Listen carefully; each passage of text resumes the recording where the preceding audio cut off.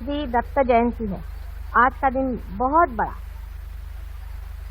उन्हीं के आशीर्वाद से मैं सोचती हूँ यह आज का दिन आया हुआ है, जो आप लोगों में सहयोग पल्लवित हुआ। सारे गुरुओं के गुरु आदि गुरु श्री दत्त महाराज, उनका आज महान दिवस। उनको मैं नमस्कार करती हूँ, वे भी मेरे ही गुरु। उन्होंने मुझे अनेक जन्मों में सहयोग पर बहुत कुछ सिखाया है और उसी के फलस्वरूप इस जन्म में भी मैं कुछ कार्य कर सक रही हूँ। गुरु ब्रह्मा गुरु विष्णु गुरु देवो महेश्वरा, गुरु साक्षात परब्रह्म तस्मै श्री गुरवे। आद्याशक्ति ने जब सब सृष्टि की रचना की, सारी सृष्टि रचना करने के बाद जैसे एक राजा अपना सारा राज्य फैलाता है और उसके बाद भेष बदल करके इस संसार को देखने आता है, उस तरह आदिशक्ति भी बार बार संसार में अवतरित है।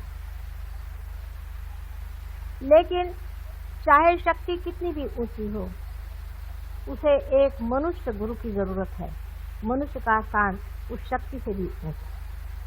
अगर शक्ति को मानव रूप धारणा करनी है तो कभी उसे पिता के स्वरूप, कभी उसे भाई के स्वरूप, कभी उसे बेटे के स्वरूप पाकर ही वो संसार में आई।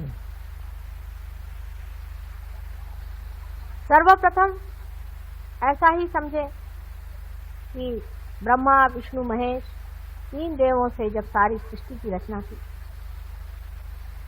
उस वक्त इस संसार में फंसे हुए लोगों को बाहर निकालने का विचार आदिशक्ति के मन में आया कि ये तीन तत्व अगर किसी तरह से एक साथ जुट जाएं और उनमें गणेश जी की बालकता, उनकी अबोधिता, उनका इनोसेंस उतर जाए, तो हो सकता है कि एक बहुत बड़ा कार्य करने वाले गुरु इनसे निर्माण हो।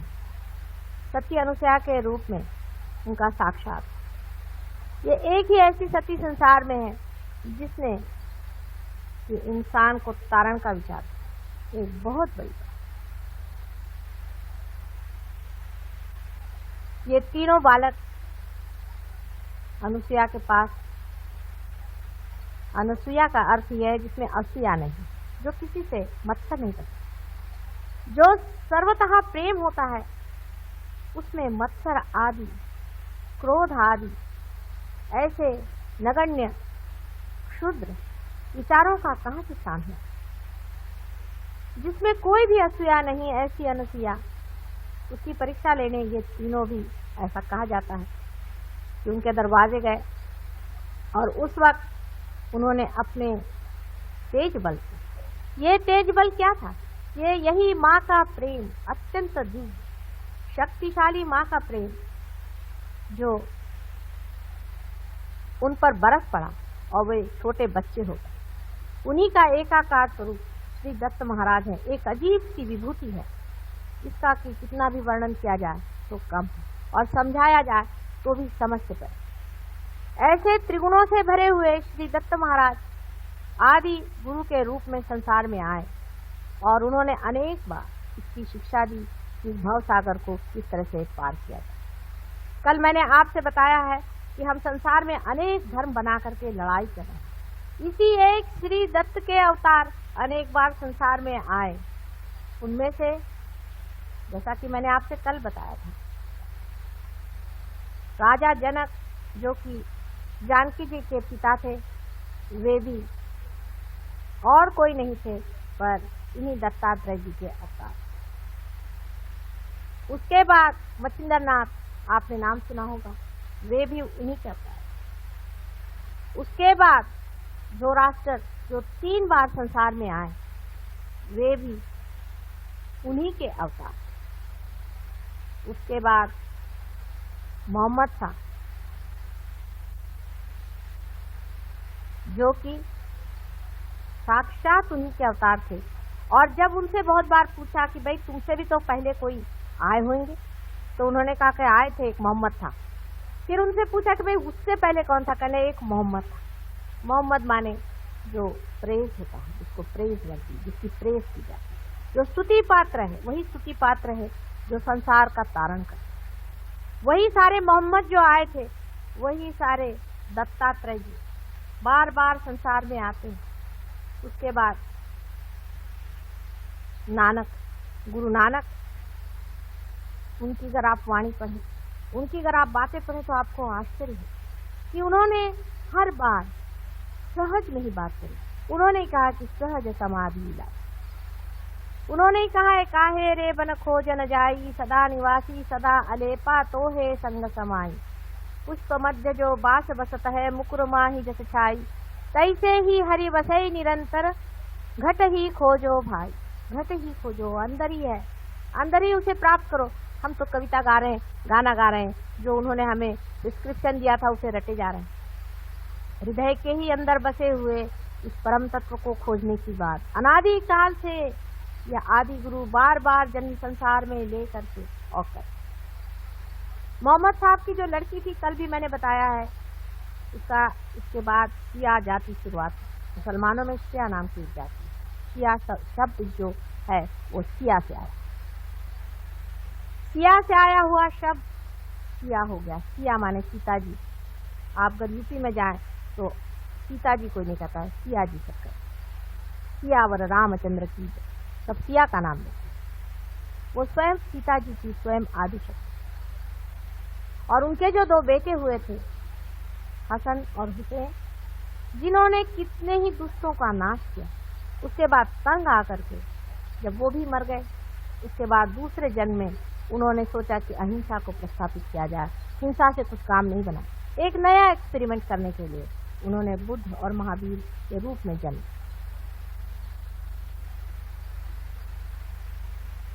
एक्सपेरिमेंट ही होते। नानक साहब के बाद एक 50-60 साल पहले अपने इस महाराष्ट्र देश में ही शिरडी के साईं बाबा, ये भी साक्षात दत्तात्रेय जी के ही अवतार। इसका आपको अगर प्रमाण चाहिए तो अगर आप पार हो जाएं और उसके बाद आप किसी पर भी हाथ रख के देखें तो एक ही तरह के आपको वाइब्रेशन से ही आप सबको जान सकते हैं। जैसे आपके पास आंख होना जरूरी है कि किसी की आप आकृति देखें, उसका रंग देखें, उसी तरह से आपके पास ये वाइब्रेशंस आने की जरूरत है जिससे आप संसार के सब गुरुओं को जान सके और जान सके कि कौन सच्चा गुरु है और कौन झूठा गुरु, कौन उस आदि गुरु दत्तात्रेय जी के अवतार साक्षात है। कहने को तो आजकल हजारों गुरु संसार में आ गए, किसी के कहने से कोई गुरु नहीं और किसी को मान भी लेने से वो गुरु नहीं। गुरु शब्द ही का अर्थ बहुत ही बड़ा, इसको समझ लेना चाहिए। आज इसी पर मैं आपसे बातचीत करना चाहती हूँ कि गुरु कौन और कौन गुरु नहीं। गुरु शब्द का अर्थ ही यह है कि जो हमसे बड़ा, जो हमसे ऊंचाई पे बैठा हुआ है। जैसे ऊंचाई पे बैठा हुआ पानी अकस्मात नीचे उतर आता है, वो अपनी सतह को ढूंढने के लिए, अपनी सतह पे सबको लाने के लिए हमेशा लालायित है। आप पानी को किसी ऊंचाई पे रख दीजिए, वो चाहेगा कि उसी ऊंचाई पे सबको उठाए। यही गुरु का अर्थ। ऐसा जो नहीं तो गुरु होने हमसे ऊंचा वो हर मामले में होना, एक ही मामले में नहीं। इसलिए आजकल जो गलोगली और रस्तो रस्ती हम लोग गुरुओं को मान रहे हैं, उनको याद रखना चाहिए कि गुरुओं की हजारों पहचान। जो गुरु परम तत्व की बात करते हैं वही साक्षात गुरु हैं। जो परमात्मा की बात करते हैं और परमात्मा ही के ओर आप उठाते वही गुरु हैं। जो लोग आपसे रुपया पैसा लेते वो गुरु हैं। जो अपनी वाणी का रुपया लेते हैं वो गुरु कभी भी नहीं हो सकते, क्योंकि ये वाणी परमात्मा से आई हुई बहुमूल्य चीज है। इसकी कोई भी कीमत आप नहीं दे सकते हैं। जिस दिन आप इसकी कीमत दे सकें, ये परमात्मा की चीज नहीं। आप परमात्मा को बाजार में जाके खरीद नहीं सकते। याद रखिए, आज हम लोग इस तरह के हजारों लोगों के सामने खड़े हैं जो परमात्मा के नाम पर पैसा कमा। इससे बढ़ के अधमता और नीचता संसार में कुछ भी नहीं। परमात्मा के पांव के ठोकर के बराबर भी संसार का कोई सा भी सामान, कोई सी भी वस्तु, कोई सी भी चीज अगर हो तो उससे हम मान सकते हैं कि हम परमात्मा को देखें। जैसे अभी हमारे घर पे कोई साहब आए थे, बड़े भारी महान गुरु अपने को बना करके, और मुझसे कहने लगे कि माता जी आपके तो घर में सब चीजें हैं और आप तो बिल्कुल साधारण गृहिणी जैसे रह रही हैं, तो आप कैसे परमात्मा की बात करें? मैंने तो ये त्यागा, मैंने तो वो त्यागा, मैंने तो ये छोड़ा। मैंने उनसे कहा कि वाकई अगर तुम त्यागना जानते हो तो तुम ये भी जान लो कि इसमें से जो भी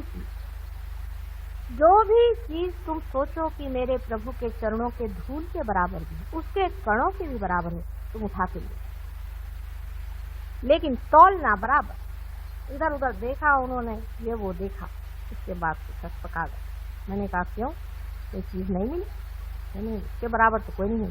फिर मैंने कहा उनसे कि तुमने छोड़ा ही क्या बेटे, तुमने क्या छोड़ा जिसका झंडा सुबह शाम घुमा करके और काशाय वस्त्र पहन करके और ये सर में बाल मुड़ा करके और दुनिया भर में चिल्लाते फिर रहे हो?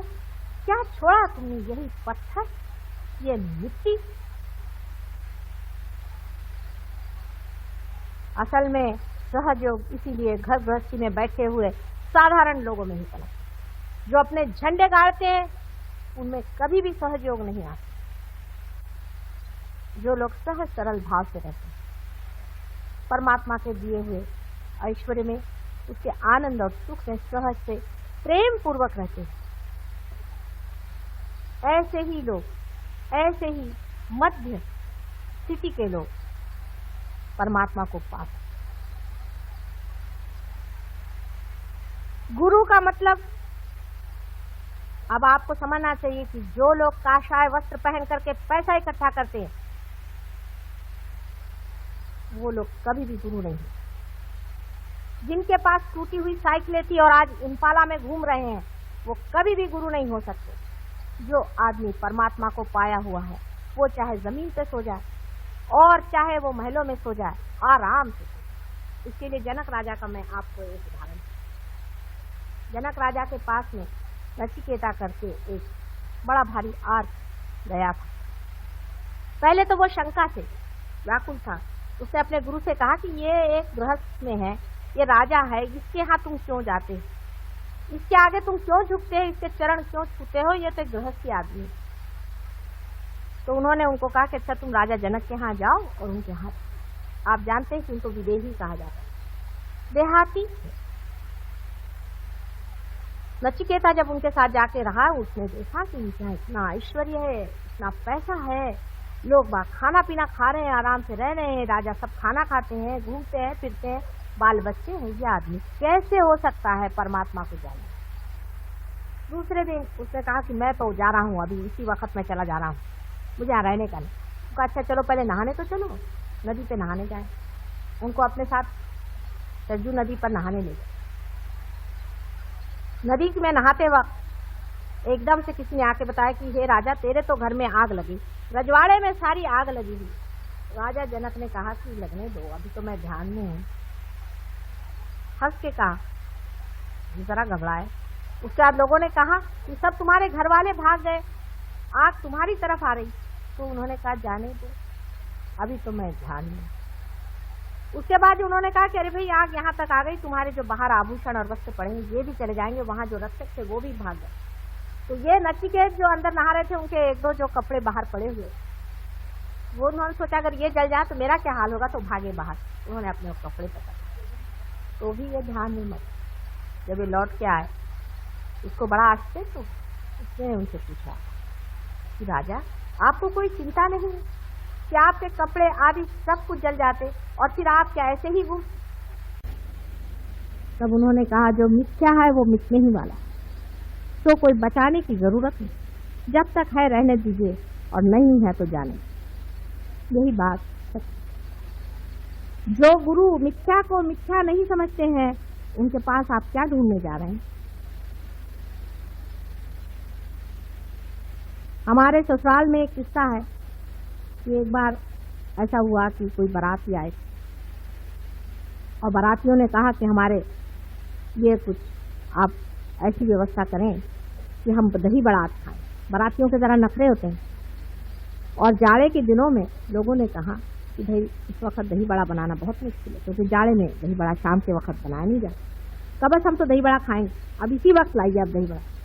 तो एक बाबा जी वहाँ रहते थे, उनका पता चला, उन्होंने बाबा जी बुलाया कि भाई आप किसी तरह से इंतजाम करो। तो कभी मैं मंगा तो दूंगा, लेकिन उसके बाद मैं रहने वाला नहीं।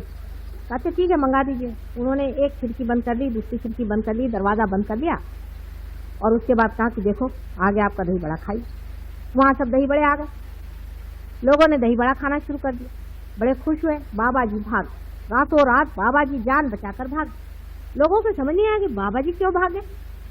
दूसरे दिन सवेरे वहाँ मांग लोग होते हैं, एक शूद्र जाति की जो आती है और खाना वाना सब बटोर कर ले जाए। वो आए और उन्होंने देखा बर्तन वगैरह को, कहने अरे हमारे कुल्हड़ कौन उठा के लाया, फिर तो हमारे कुल्हड़ थे, कौन उठा के लाया। वो जो विवाह था संपन्न तो हुआ था, इससे लड़की विदा हो गई, नहीं तो कोई लड़की को भी विदा नहीं कर। वजह ये थी कि सब लोग बहुत नाराज हो गए, कहने लगे कि ये कौन लेकर के आया, हमारे पूर्वजों में समझ लीजिए हमारे पिता के ही थे। लोग इन सब चीजों में विश्वास ही नहीं करते थे। इसे भानामती कहा जाता था महाराष्ट्र में पहले। ऐसी चीजों में कोई भी विश्वास नहीं करता था कि ऊपर से कुछ चीज चली आ गई और उन्होंने दही बड़े खा लिए। अब क्या परमात्मा को कोई और धंधा नहीं दही बड़े खिलाने के सिवा? आप लोगों को भी सोचना चाहिए कि आप लोगों को दही बड़े खिलाने का ही उनको एक धंधा बचा हुआ। जब आप किसी को इसलिए गुरु बनाते हैं कि वो आपको 200 रुपया पकड़वा देते हैं, मैं कहती हूँ ऐसे ही दाता लोग अगर हैं तो इस देश का इकोनॉमिक प्रॉब्लम ही सॉल्व कर दीजिए, सबको दीजिए। घड़ियां मंगाते हैं स्विट्जरलैंड से बनी हुई, एक भगवान से बनी हुई घड़ी मंगा दें तो मान ले बात। इस चीज को सोच लेना चाहिए कि हम लोग उसी सुप्रीम को पाना चाहते हैं, उसी परम को पाना चाहते हैं। पर आपकी भी तो खोज इन्हीं जड़ वस्तुओं में, इन्हीं पत्थरों में है, इसीलिए आप इन लोगों को गुरु मानते। रुपया भी जाता है, पैसा भी जाता है, जब आपका सब पैसा निकल जाता है तब आप मेरे पास आते हैं। कल एक स्त्री आई थी, आपने देखा था किस तरह से नाच रही थी, कूद रही थी। मैंने कहा आप क्यों आई भाई? कहने लगे क्या करें, आप तो हम ऐसे हो गए। मैंने कहा अच्छा है, लोग पागल तुम्हें बनाए और पागल खाना मैंने खोल रखा। तुम वहां क्या खोजने गई? क्या नाचने कूदने से परमात्मा मिल सकता है? हमारे मानव के जितने भी कायदे कानून बने हैं उसमें उन लोगों को इसका अंदाज ही नहीं है कि मनुष्य कितना घृणित हो सकता है। जिन्होंने भी बनाए बहुत शालीन और अच्छे शुभ लोग थे, उन्होंने उस घृणता को और उस दुष्टता को पहचाना ही नहीं कि मनुष्य अंदर से कितने गंदे कामों में फंसा हुआ।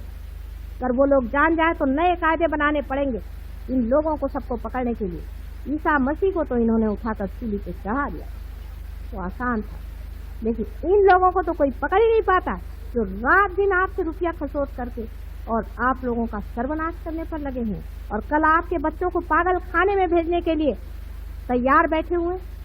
कभी आप लोग इधर भी आंख उठा कर और सोचिए कि ये क्या है, परमात्मा के नाम पर जड़ वस्तुओं को बांटना, कहाँ की भलमानसियत।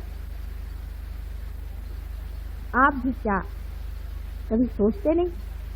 कलयुग में तो मैं सोचती हूँ कि मनुष्य के पास इतनी प्रगल्भ बुद्धि, इतनी उसके अंदर सूझबूझ है, क्या वो सारी अपनी बुद्धि को बेच खाता है कि वो समझता नहीं कि ये एक तरह का मेस्मरिज्म है और एंटाइटमेंट है, जिसकी वजह से हम ऐसे पागल जैसे उसके पीछे भाग रहे हैं और अपने अंदर झूठे बिल्कुल मिथ्या ही विश्वास अंदर में करके कि हम बड़े शांति में बैठे हुए हैं, अपने से भी भुलावा कर रहे हैं और दूसरों से भी भुलावा कर रहे हैं। जब आप रियलाइजेशन हो जाता है तो बहुत दूर जाने की जरूरत नहीं, बहुत पढ़ने की जरूरत नहीं, आप समझ सकते हैं कि आप रियलाइज इसमें आप में एक दर अंदर से शांति है। मैं देखती हूँ कि इतने लोगों के गुरु हैं और 30-30, 40-40 साल में हार्ट अटैक आकर के लोग मर जाए।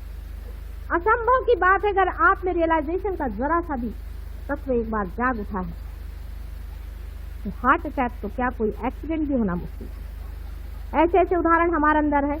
एक छोटा सा लड़का अभी परसों बता रहे थे कि ट्रेन से आ रहा था और ट्रेन पूरी उलट गई। जिस डिब्बे में वो बच्चा था उसमें से एक भी आदमी को चोट भी नहीं और वो पार गई। आपके ऊपर देवता मंडराना चाहिए, अगर दिव्य नहीं उतर सकता तो ऐसा रियलाइजेशन क्या। अब हमारे ही लोग आप जानते हैं कितने ही पार हुए हैं, कैंसर तक की करते, कोई विशेष बात नहीं,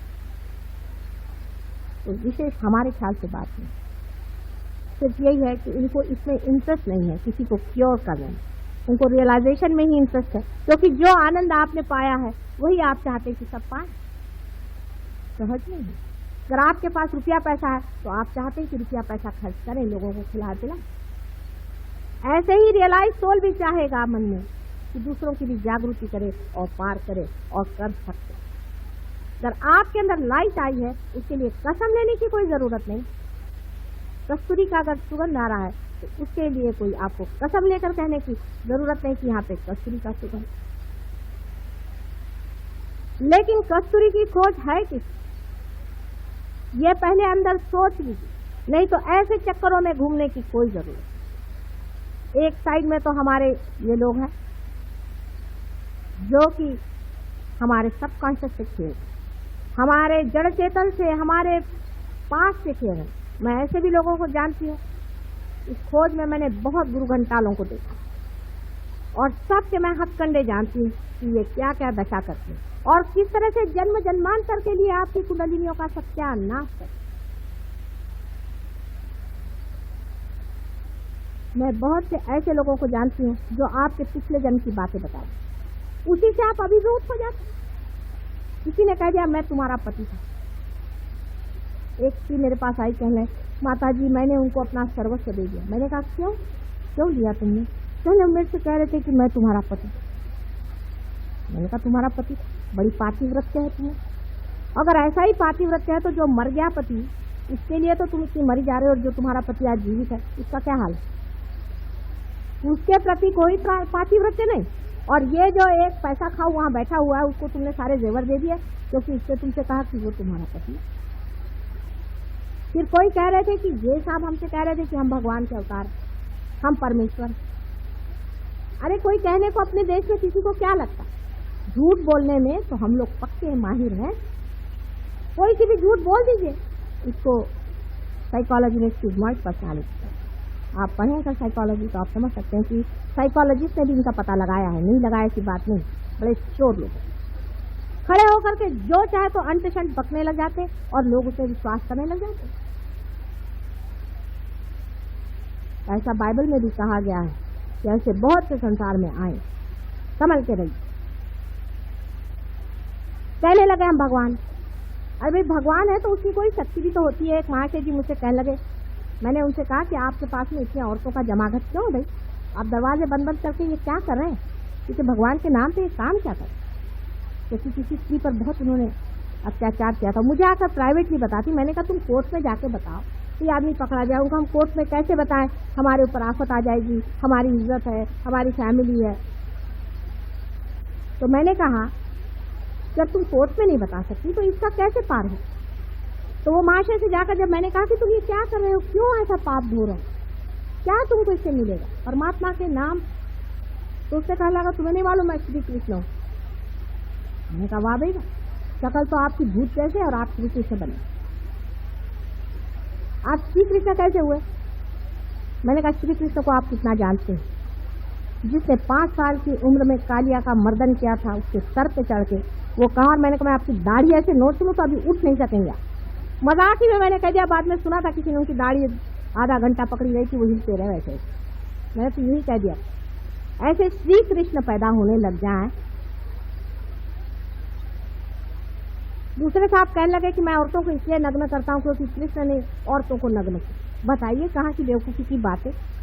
श्री कृष्ण 5 साल की उम्र में बच्चों जैसे उनकी लीला थी, औरतों के साथ में उनको क्या नग्न? और 5 साल का बच्चा, उनसे बहुत गहन अर्थ। वो तो सहज योग क्रीड़ा कर रहे थे। 5 साल के बच्चे के लिए कौन बड़ा और कौन छोटा, उसको सब ये समझता था। 5 साल के भी नहीं थे, उससे भी छोटे थे। तो मैंने उनसे कहा अगर यही बात थी तो काहे के लिए द्वारिका में बैठे हुए वो द्रौपदी के वस्त्रहरण के वक्त में दौड़े गए थे वहां? शंख चक्र गदा पद्म गरुड़ लई सिधारे, क्यों सिधारे? क्यों सिधारे थे? अगर उनको स्त्री की पवित्रता का कोई ख्याल नहीं था तो ये आप जवाब दीजिए। इस पर वो श्री कृष्ण जी चुप हो। कहाँ तो एक उंगली पर गुरु को पकड़ने वाले वो श्री कृष्ण, और आजकल हर एक गली में और बाजार में मिलते हैं, जहाँ जाइए वहाँ एक श्री कृष्ण है, एक शिव जी भगवान। कहाँ शिव जी भगवान, कहाँ श्री कृष्ण? कुछ आपकी बुद्धि बच गई है या नहीं, मुझे कभी कभी बड़ा आश्चर्य, बहुत ही आश्चर्य होता है कि मनुष्य जो कि बुद्धि की इतनी प्रगल्भता में पहुंच गया, जिसको परमात्मा ने सारी ही बुद्धि के आवरण खोल दिए, ऐसे मनुष्य के बुद्धि में धर्म के मामले में इतना पर्दा था। अपने ही देश में नहीं है, दूसरी तो बात यह है कि परदेश में भी इस कदर अंधकार। एक वहां योगी जी पहुंचे हुए थे, उनके शिष्य हमसे मिलने आए, वो हमारे सामने आए, देखते क्या उनका आज्ञा चक्र और नाभि चक्र दोनों को गोल घुमा दिया और वो भजन गा रहे हैं। उन्हीं उल्टा घुमाने का मतलब है आदमी जो पागल होता है, अब आप जब पार हो जाए तो आप भी देखिएगा, जब आदमी पागल हो जाता है तो उसका आज्ञा चक्र और नाभि चक्र उल्टा घूमता। ये सब प्रेत सिद्धता, स्मशान सिद्धता हमारे देश में, भारतवर्ष में पुराने जमाने से चली आई, उसके बारे में हमारे यहाँ कोई जानता नहीं है, ऐसी बात नहीं। लेकिन उसकी और ये जरूर है कि आधुनिक शिक्षण व्यवस्था में उधर ध्यान नहीं, इसको मराठी में भी कहते हैं कि करनी। ये जो देवियां एवियां आती हैं किसी के बदन में और हम लोग उनको कुंकू लगाने जाते हैं, उनके अंदर भूत आते हैं, हमें समझ में क्यों नहीं आता। ये सब प्रेत विद्या और स्मशान विद्या है, इसका भी एक बड़ा भारी साइंस है, उस पर भी मैं कभी चाहे तो बताऊंगी आपको, पर आज दत्त महाराज के चरणों में खड़ी हूँ। इसको भी जान लेना चाहिए, ये सब महामूर्खता के लक्षण हैं जो हम ऐसे दूसरों के हाथों में अपने को बेच। कम से कम अपनी बुद्धि को सही रखें, थोड़ा सा झटक के सोचें। जब कभी भाषण में आप जाएं तो आप सोचिए कि आदमी बोल क्या रहा है और कर क्या रहा है, इसका बोलना और करना, इसमें अंतर वो कभी भी गुरु हो ही नहीं सकता, इसको आप समझ। अभी हम कहें कि हम ऐसे हैं वैसे हैं और कल हम लपके संसारिक चीजों के पीछे में, तो हम कभी भी वैसे हो नहीं। यानी संसार कोई व्यर्थ की चीज नहीं है, लेकिन साक्षित्व तो कम से कम गुरुओं में आना चाहिए, कम से कम। कुंडलिनी के बारे में भी बहुत से गुरु निकले हैं जिनके बारे में आप मुझे बताना था। कल भी मैंने बताया था कि भगवान के पास में कोई घड़ी नहीं है कि जो वो कह दे कि 4 बजे मैं तुम्हारी कुंडलिनी जागरूक कर दूं। ये सब भूतों की व्यवस्था। इस पर एक आपको मैं बड़ा अच्छा उदाहरण देती हूँ। डॉक्टर लैंग करके एक बड़ा भारी डॉक्टर लंदन में रहता था, उसने कुछ बहुत शोध किए थे और वो चाहते थे कि लोगों को उससे क्योर किया जाए, लेकिन अकस्मात उनकी एक एक्सीडेंट में मृत्यु हुई। इसके कारण वो अपना जो शोध था लोगों को बता नहीं पाए। तो उन्होंने, जब उनकी मृत्यु हो गई, हम जब मरते हैं तो पूरे नहीं मरते, थोड़ा सा हिस्सा गिर जाता है, बाकी सूक्ष्म शरीर जीवित है। तो उन्होंने इस सूक्ष्म शरीर में यह सोचा कि चलो किसी के अंदर घुस कर ही प्रवेश करके दे। तो एक वियतनाम में एक सोल्जर लड़ रहा था, उसके शरीर में उन्होंने प्रवेश और उससे कहा कि तुम मेरे लड़के के पास चलो और उससे ऐसी ऐसी बात बता। अब ये सोचे कि डॉक्टर लैंग को ऐसा ही करना था, तो अपने लड़के के अंदर क्यों नहीं घुसे, क्योंकि जानते थे कि इसके कुछ परिणाम भी। तो उन्होंने कहा कि अच्छा तुम मेरे लड़के से जाकर सारी बात बताओ और उसको हमारी बात पट जाए। जब ये सोल्जर उस लड़के के पास गया और उसे जाकर बताया तो वो इस बात को मान गया। उसने कहा कि हाँ, ये तो सब बातें सिर्फ मेरे पिताजी से और किसी को मालूम नहीं। उसने कहा चलो तुम क्लिनिक खोलो। उन्होंने एक बड़ा भारी एक ऑर्गेनाइजेशन बनाया जिसके मातहत वो लोगों को ठीक करते। अब डॉक्टर लैंग के साथ बहुत से और डॉक्टर उनके साथ जुड़ गए, वो भी ये कार्य करते थे। अभी तक वो हो रहा है कार्य। वो आपसे बताते हैं कि आप अगर उनको चिट्ठी लिखे हमें तकलीफ है, शिकायत है, आपसे बताते हैं अच्छा 5 बजे शाम को बराबर इस वक्त आपके अंदर कुछ हो। कोई ना कोई अंदर व्यक्ति घुस करके आपके साइकोलॉजी में, साइकी में, जिसको हम सुपर ईगो कहते हैं, उसके अंदर घुस के और इस कार्य को करते। एक भूत निकाल के दूसरा भूत दिखा दे। अगर आप शराबी कबाबी होंगे तो शराब कबाब ठीक हो जाएगा, क्रोध आने लग जाएगा। ये इन लोगों का कार्य है। पर बेचारे बहुत सीधे हैं, क्योंकि वो लोग कम से कम ये तो कहते हैं कि हम स्पिरिट का काम करते हैं, वो ये नहीं कहते कि हम भगवान का काम करते हैं। लेकिन अपने देश में तो लोग पक्के भूत नहीं राक्षसों का काम करते हैं और उसको भगवान का नाम लेते हैं। ऐसे लोग अगर किसी को थोड़ा सा ठीक भी कर दें तो उससे क्या फायदा। कुंडलिनी जिससे खराब हो, अपनी माँ पे जहाँ चोट है, ऐसी जगह जाने की कोई जरूरत नहीं। आज नहीं कल आप लोग जरूर पार हो जाइएगा, लेकिन गलत रास्ते पे मत जाइए। एक बार आपकी कुंडलिनी खराब हो जाएगी तो मैं उसमें कुछ भी नहीं करता, सारा ही कार्य खत्म हो जाएगा। जिन जिन की कुंडलिनियाँ खराब हो गई है, आप लोग जानते हैं, आप में से बहुत से लोग पार हुए हैं, कितनी तकलीफें हमने उठाई। कुछ लोगों पर तो हाथ रखते वक्त इन लोगों के हाथ में बड़े बड़े ब्लिस्टर था, बहुत बड़े बड़े ब्लिस्टर था। और उन लोगों से जब मेरे और हाथ करते, उनको भी कभी कभी थोड़ा थोड़ा ब्लिस्टर जैसा आ जाता, पर जलता तो बहुतों का हाथ है। मेरे पास तो एकदम ठंडी ठंडी हवा चल रही, लेकिन उनके हाथ जल रहे हैं, क्योंकि मैं चाह रही हूँ उनकी सत्ता को स्थापना दूं, और उनके अंदर तो कुछ और ही सत्ता बैठी है। ऐसे गुरुओं से बच के रहिए, क्योंकि कायदा इसे रोक नहीं। किसी तरह से इसकी रोकथाम नहीं, सिर्फ अपनी बुद्धि से सोचिए, अपने बुद्धि से सोचिए कि सच्चा गुरु कौन है, वही जो आपको परम।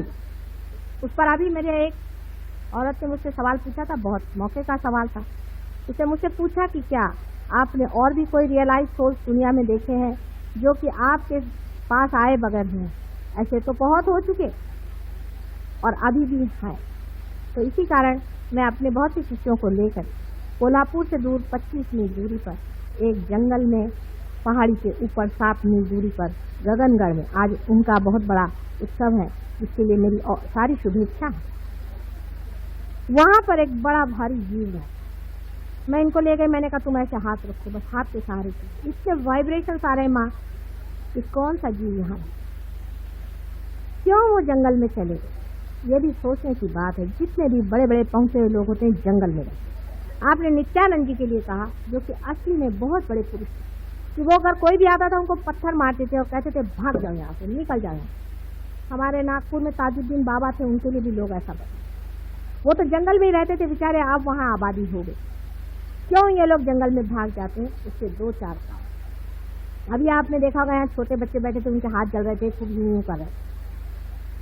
इसी तरह से उनके बदन जलने लगते हैं। बहुत से साधु तो बेचारे पानी में ही रहते हैं, क्योंकि आप लोगों की जो साइकी है, सुपर ईगो है, उसमें बैठे हुए भूत इनको जलाने के लिए लगे, इन भक्तों को सताने के लिए लगे हैं।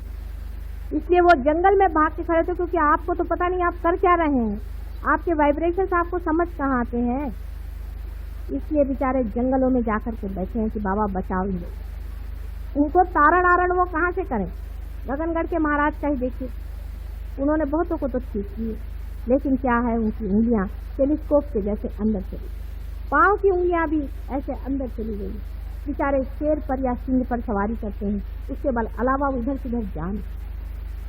लेकिन जब मैं उनके पास पहुंची, जो लोग मेरे साथ थे उन्होंने भी देखा, उन्होंने फौरन मुझे पहचाना, कोई शंका ही। उन्होंने आज तक मुझे इस जन्म में नहीं देखा, लेकिन बहुत सालों से मेरे बारे में वो जानते ही थे। उम्र में भी मेरे से बड़े हैं। पहले मैं बहुत सालों से आपका इंतजार करा था, माँ आज हमारा कितना भाग्य कि आप पधारे। वो नाथपंथी है, इसलिए मच्छिंदर नाथ के ही वो और बड़े पहुंची होती। ऐसे ही मैं हिमालय पर भी गई थी, वहाँ पर भी मुझे मिले। ऐसे ही हरिद्वार में 1-2 हैं, बहुत ही कोह में रहते हैं। मैंने उनसे कहा बाहर आने का मौका, मैं तुमको बताऊंगी कि अपनी शक्ति को कैसे बचाना और किस तरह से इन लोगों का प्रहार वापस लौटाना। मैं बैठती हूँ, तुम आओ तो सही, सबको मैं ठीक करती। इनकी भी मैं नानी हूँ, आ जाओ। बहुतों ने कहा है कि माँ आएंगे, जरूर आएंगे, लेकिन हिम्मत जुटती नहीं बेचारों की, क्योंकि उनके हाथ पैर तोड़ दिए, उनके बदन में छाले डाल दिए, उनको जला दिया। राक्षसों के काम समझ लीजिए कि 10 राक्षस और 6 राक्षसी अभी तक मैं जोड़ पाई, ये जन्म लेकर इस कलयुग में आए हैं। आजकल के जमाने में अगर समझ लीजिए रावण आ जाए तो वो अपने को कहने नहीं वाला कि मैं रावण, वो तो अपने को भगवान ही कहेगा। तो रावण कहे तो अभी कैद में बंद न हो जाए। रावण की पहचान, राक्षसों की भी पहचान है, वो भी मैं आपको बता देती हूँ, आप देखिए, आपको फायदा हो। जिस आदमी की आंख बिल्ली के जैसे, आप बिल्ली की पहले आंख देखिए तब आपको समझ में, क्योंकि बहुत से लोग बहुत सी चीजें देखते ही नहीं। बिल्ली की आंख जैसे उसके अंदर की पुतली होती है, प्यूपिल होती है, आप देखते देखते एकदम छोटी होते तो गुल हो जाती, ऐसे ही राक्षसों की आंख होती है। मैं सबको जानती हूँ अच्छे से, हर एक जन्म में मैंने इन लोगों को देखा। इनकी आंख से आप पहचान सकते हैं कि ये लोग राक्षस हैं। उनकी आंख की पुतली एकदम छोटी होकर के गुल है, ये पहचान। कहने को वो भगवान का है, नहीं तो और कुछ है, राक्षस लोग। और इन लोगों ने बहुत सी सिद्धियां प्राप्त कर ली हैं। ये हमारे भोला शंकर जी का काम है, क्या करें। उन्होंने बहुत सारी सिद्धियां प्राप्त कर ली। जैसे रावण को सिद्धि थी कि जब वो बोलते थे और भाषण देते थे तो नाभि चक्र में वो ऐसे कुछ काम कर जाते थे कि वहां पर एक एक भूत बैठ जाता। हजारों लोग अभिभूत होकर के उनके कहने को सुनते, यहाँ तक कि राम को लड़ने के लिए कोई तैयार नहीं था, उन्होंने सबको तैयार किया। इसी तरह से महिषासुर की भी थी, सारे ही असुरों की अपनी अपनी उन्होंने सिद्धियां की हुई थी, आप जानते हैं। और इसी सिद्धियों के कारण वो लोग हमेशा अच्छाई का दमन करते रहे, प्रकाश को दबाते रहे और अंधेरा बढ़ता है। आज कलयुग में बराबरी, सारी बराबरी है, और आप सोच रहे हैं कि मेरे दो ही हाथ हैं। आप ही लोगों का कार्य है। आपको आश्चर्य हो कि देवता भी एक तरफ बैठे हुए हैं और राक्षस भी एक तरफ बैठे। घमासान युद्ध चल रहा है। आज जो दुर्भिक्ष देश हैं, जो परेशानियां, क्या आप सोचते हैं आपके करने की वजह से? बिल्कुल भी। ये दुष्ट और राक्षस बैठ करके प्रेत योनियों से सारे कार्य करा के आपको संतुष्ट करें, जिससे आप किसी तरह से दौड़ कर इनके ही चरणों में जाए। ये सब इन्हीं का कार्य। और अगर इन लोगों को हटाना है तो अपने अपने अंदर में जोत जलानी है। अगर इसको प्रकाशित करना है तो सबको अपने अंदर एक एक दीप जलाना। आप स्वयं एक दीप छोड़े। और आश्चर्य तो यह है कि इस वक्त परमात्मा भी यही चाहता है कि मनुष्य ही शेष जाए, मनुष्य ही कार्य करे, मनुष्य ही वो परमात्मा स्वरूप को जाए। और जिसको हम अति मानुष कहते हैं, जिसे हम सुपरमैन कहते हैं, उसकी स्थापना है। एक नया डायमेंशन आपके अंदर आने वाला है। सिर्फ यह है कि इसको लेना सीखे, उसको पाना सीखे। बुद्धि के कसौटी पर इसे अभी उतारा नहीं जा सकता, क्योंकि अगर बुद्धि से आप समझना चाहें तो आपको सिर्फ मेरा हाथ ही दिखाई दे रहा है, इसके अंदर से बहने वाले अव्यक्त धाराएं नहीं दिखाई दे। जो लोग बहुत बड़े पंडित हैं वो लोग चाहें तो कबीरदास को पढ़ें, नानक जी को पढ़ें, हो सके तो आदि शंकराचार्य को पढ़ें, वो तो सबसे बढ़िया। आदि शंकराचार्य को अगर पढ़ें तो आप समझ सकते हैं मैं किस चैतन्य लहरियों की बातें कर रहे हैं। कुंडलिनी पर अभी तक मुझे कोई भी ऐसा दिखाई नहीं दिया जिसने व्यवस्थित रूप से कुछ कहा या समझा ही। थोड़ा थोड़ा ज्ञान हो जाने से ही कभी कभी बड़ा भारी भयंकर अनर्थ होता। ऐसा ही अनर्थ कुंडलिनी के बारे में भी आज तक होता रहा ही हो। नहीं तो इस तरह की विचित्र बातें न जाने किस समझ से इन लोगों ने लिखी है।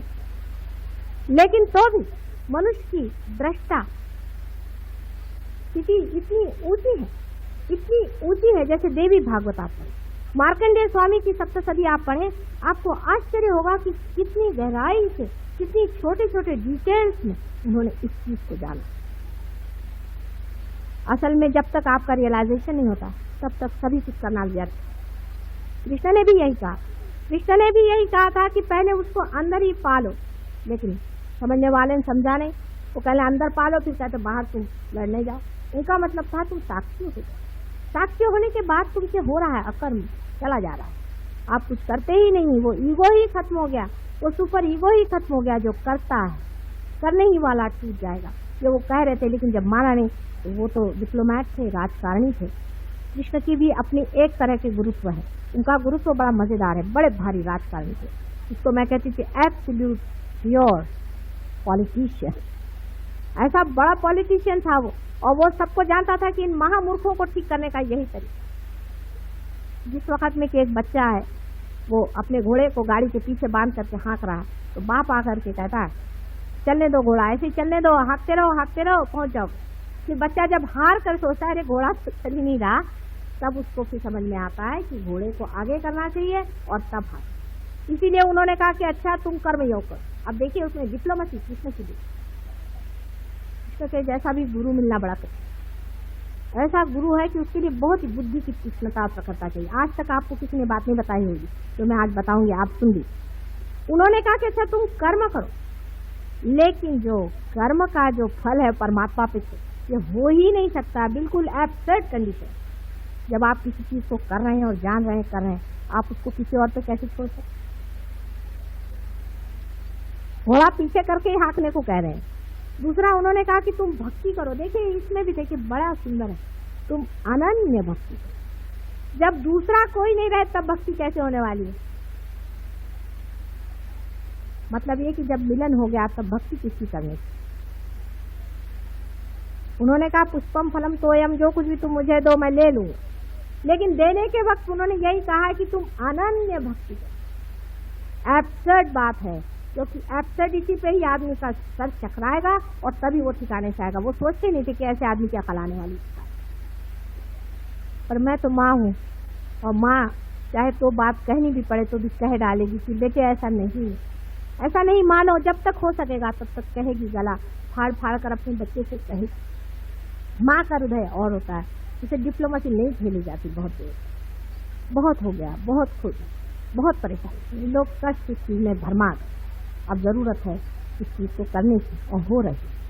आप लोग भी इस चीज को पा रहे हैं। जिन्होंने पाया है, जिन्होंने जाना है, वो कल भी यहाँ पर प्रोग्राम है, उसमें जरूर आए। जिन्होंने नहीं पाया है वो क्या आए। हमारे यहाँ और भी जगह, भारतीय विद्या भवन में हम लोग हमेशा के लिए चाह रहे हैं कि कुछ ऐसी जगह बने जहाँ लोग आते रहें। यहाँ पर बहुत से लोग ऐसे हैं कि जो पार हो गए हैं, जो और भी करते हैं। जागृति तो आप पार होते ही दे सकते हैं। चक्रों के बारे में बहुत जानते हैं, बहुत कुछ ज्ञानी हो गए। और कुछ लोग ऐसे भी हैं कि जो पार भी करा। हिंदुस्तान की ये गरिमा है, ये देश हमारी योग भूमि, सारे संसार के देशों से भी ऊंचा अपना देश। इस देश के वाइब्रेशन जो है हाईएस्ट, इसमें कोई शंका।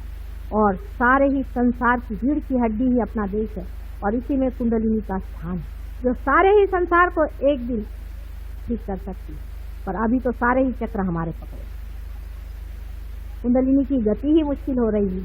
आप अगर अपने अपने चक्र छुड़ा लें तो हो सकता है किसी देश में से ही वो संदेश बाहर जा सके, जिससे कि सारा संसार बदल करके एक दूसरे रास्ते पर आकर खड़ा होगा। यहाँ सत्ययुग का ही आवाहन, और सत्ययुग भी आने वाला। ये सत्ययुग के आने की बात है, लेकिन अब यह आपकी स्वतंत्रता और आपकी सत्ता पे छोड़ा गया है कि आप चाहें तो इसे ले या संहार किया जाए। ऐसे ही कैंसर जैसे रोग और युद्ध जैसी बातें, ये सब हमारे संसार को खत्म करेगी। अगर आप लोग चाहें तो इसे ले सकते हैं और संसार को उजियारा में डाल सकते हैं, और नहीं तो अंधकार आकर के परमात्मा चाहे हजारों सृष्टियां बना सकता है। एक एक्सपेरिमेंट फेल हो गया, ऐसा ही हो सकेगा। अब यह आखिरी ही कूदना है, इसे देखना है कितने लोग अपने को लगाते हैं। बहुत बहुत आप सबका धन्यवाद। 3 दिन का सेमिनार बहुत प्रेम पूर्वक हुआ, और बहुत लोगों ने इस प्रेम को स्वीकार किया। इसलिए एक माँ के नाते मैं आप सबका बहुत बहुत धन्यवाद मानती हूँ। वैसे ही हमारे बहुत से बच्चों ने बड़ी रात दिन मेहनत करके और औरों को तारण करने के लिए इतनी मेहनत की है, और इसी तरह से करते रहे। ऐसे ही उनको आशीर्वाद देकर, आप सबको मेरे प्रेम का आशीर्वाद देकर मैं आपको विदा।